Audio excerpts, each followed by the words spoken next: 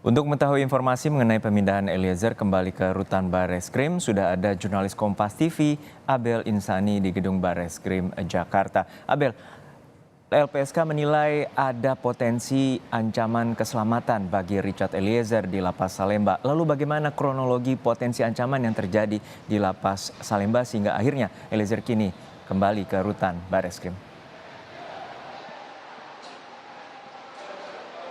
Ya, Junus, memang kalau dikatakan ada ancaman keselamatan dan juga keamanan ini sudah disebutkan oleh LPSK sendiri dengan mempertimbangkan beberapa hal begitu ya. Kalau kita lihat dari Eliezer sendiri memang kemarin sudah dibawa ke Lapas Salemba begitu, tapi belum genap 1 hari Eliezer sudah dibawa kembali ke Rutan Bareskrim untuk dilakukan penahanan begitu. Nah, memang ada beberapa pertimbangan yang dilakukan oleh LPSK melihat beberapa hal. Yang pertama adalah melihat bagaimana situasi dan juga kondisi di Lapas Salemba.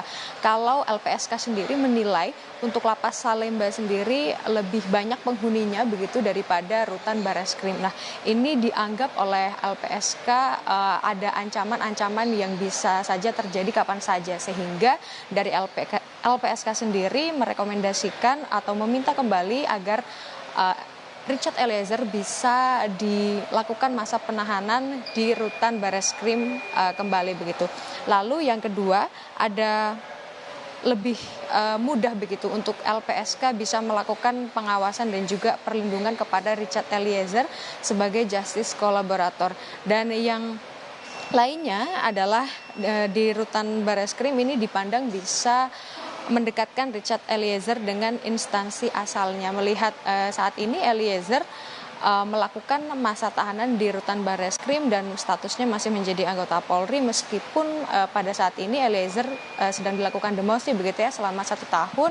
Nantinya jika Eliezer sudah bebas begitu, maka ada persiapan-persiapan yang sudah dilakukan oleh Eliezer pada saat ditahanan. Nah, ini juga menjadi hak-hak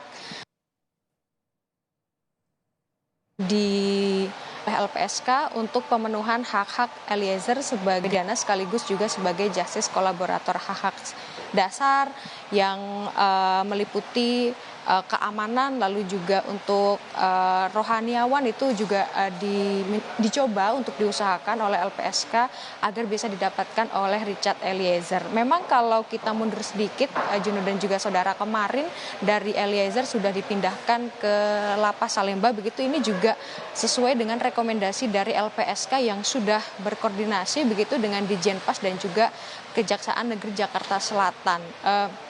Kemarin Eliezer datang menggunakan mobil tahanan diikuti dengan beberapa mobil dari LPSK begitu, dan tidak hanya Eliezer dan juga LPSK saja yang masuk ke kawasan Rutan Salemba, tapi juga ada kuasa hukum dari Richard Eliezer.